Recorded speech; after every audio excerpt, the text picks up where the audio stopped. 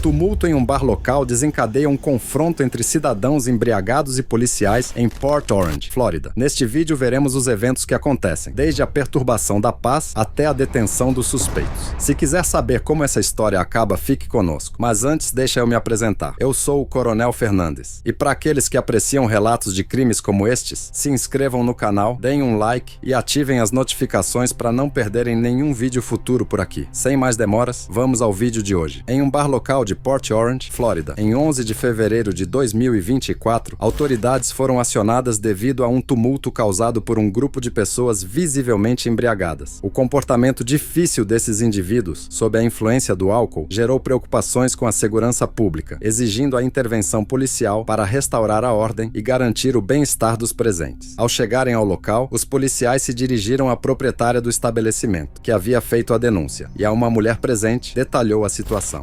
This one right here, the other one I think went, oh no, that one, right. So these two won't leave? Huh?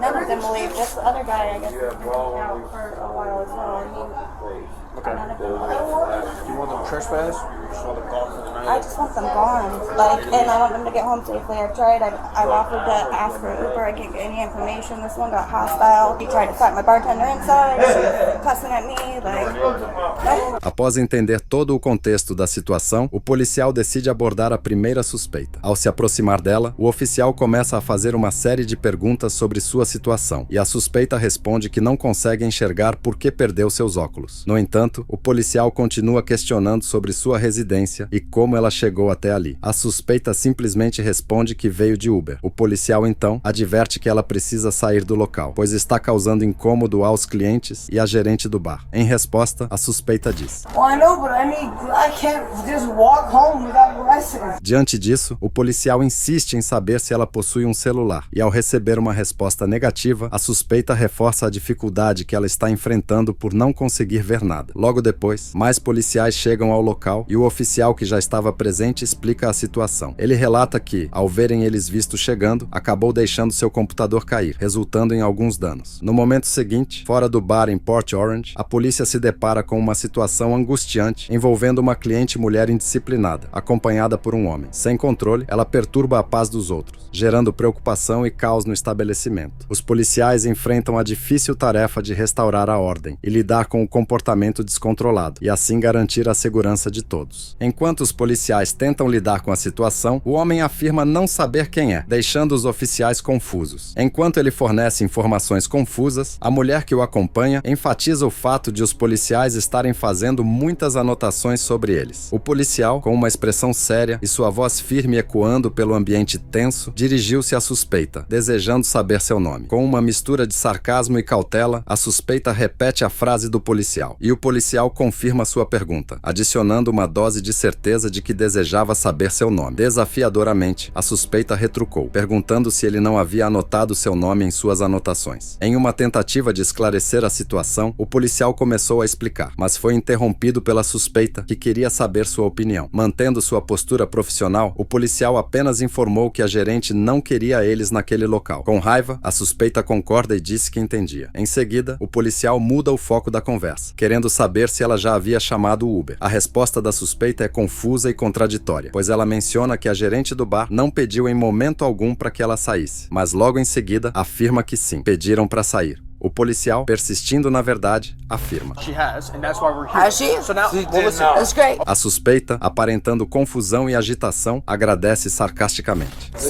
thank you for letting me Stop know. No, Stop no, no. You with your pushy shoes. Stop. I'm going to. Look, I'm not putting Hold you on. in jail. No. O policial, agora mais sério ao perceber que os dois estão se aproximando dele, os adverte a parar. A suspeita tenta acalmar a situação, dizendo que eles não irão se aproximar dele. Finalmente, o policial fez a pergunta crucial, querendo saber se eles iriam sair dali ou não. A suspeita, aparentemente derrotada, responde que sim, em um tom resignado. O policial, demonstrando compreensão, concluiu que estava tudo bem e que só queriam que eles saíssem de lá. A suspeita, já cansada cansada da situação, completou sua frase. I know. You guys That's it. wanna pay attention to the That's rules. no. Of rules. I know.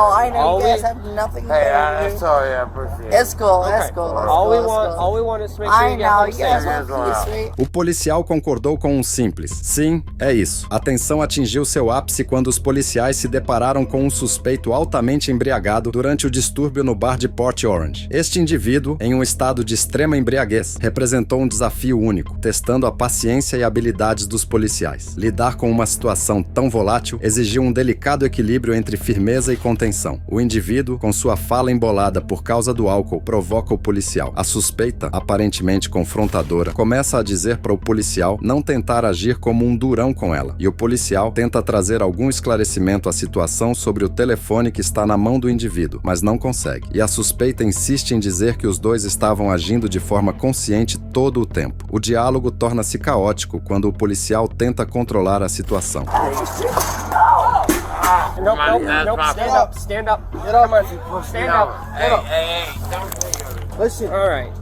Nope. Stand up. stand up. Stand. A suspeita recusa-se a cooperar completamente, dizendo que está de pé e manda que os policiais parem de tocar nela. Mas agora o policial, de forma mais assertiva, insiste para que ele se sente. O indivíduo, visivelmente embriagado, estendeu o telefone em busca de ajuda, mas o policial persistia em acalmar a situação, pedindo para que ele se sentasse e ate oferecendo ajuda. Mas ao ver um pouco de resistência, pede a cooperação do indivíduo. Após algum esforço, o suspeito foi finalmente persuadido a se assentar, enquanto a suspeita, teimosamente, negava qualquer ação que viesse dos policiais. O policial adverte para que a suspeita pare de resistir, enquanto ela continuava a negar sua participação em qualquer delito. I'm not resisting. Sit up.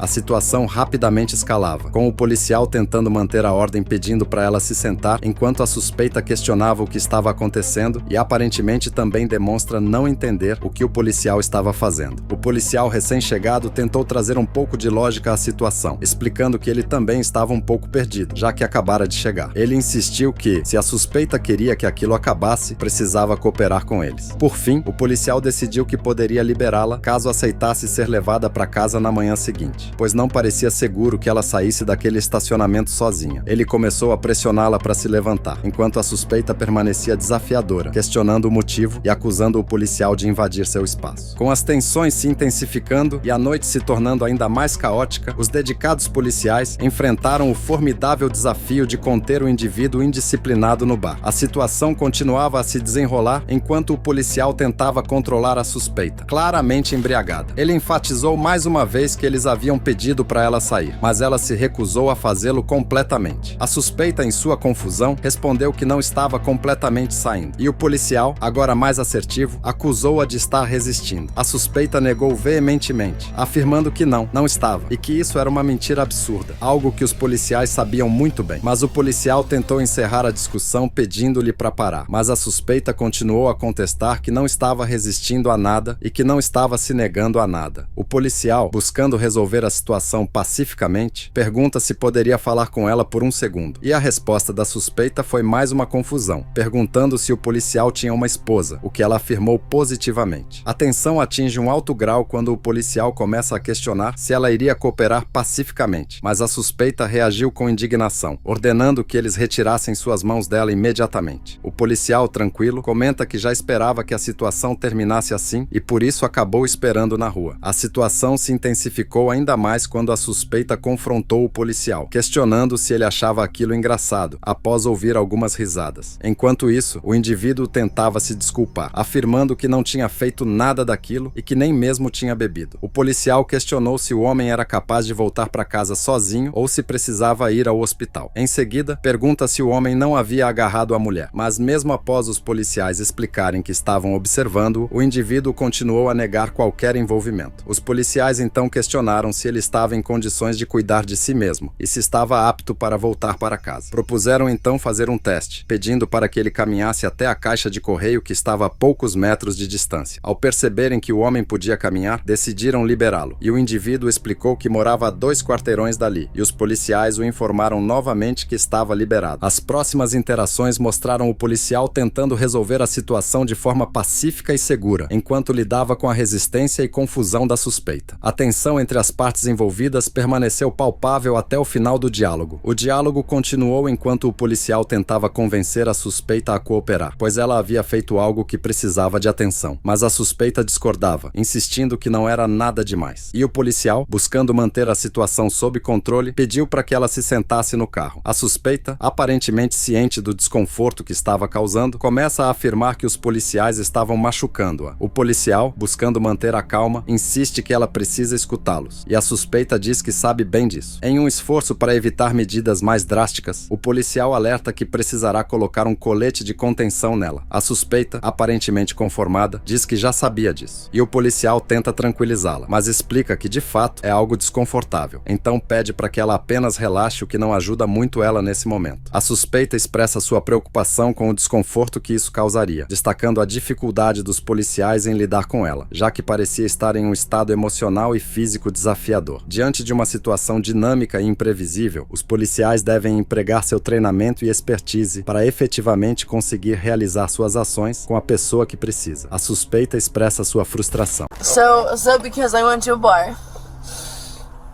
and some asshole decides that I shouldn't be there tonight, that I should go to jail tonight. Well, I believe you Is that fair were to given you? the opportunity to leave and you chose not to. I was never told to leave. You think that's right?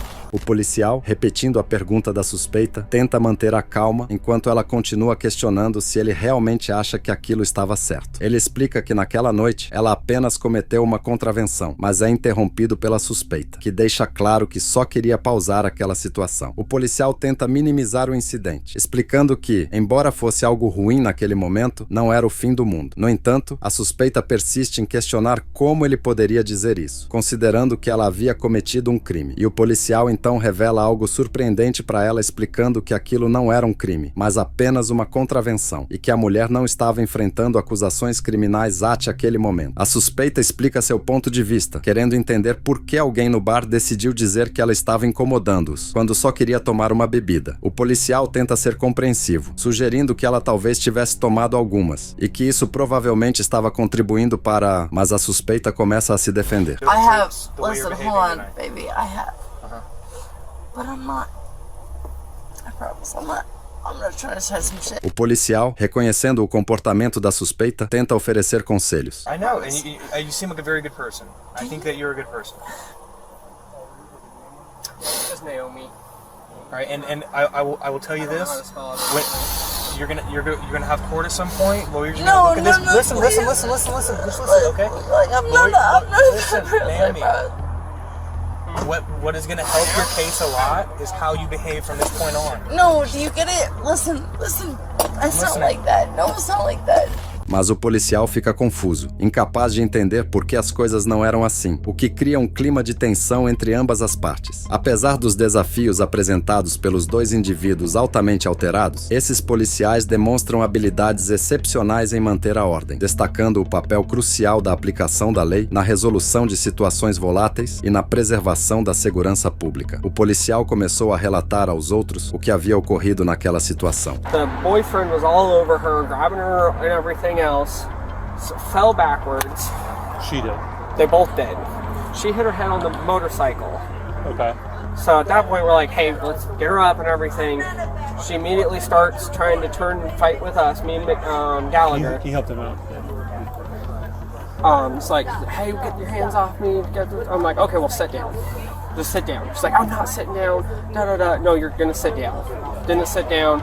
So I grabbed her from behind and sat her down. That's when she turned and started to try and fight me.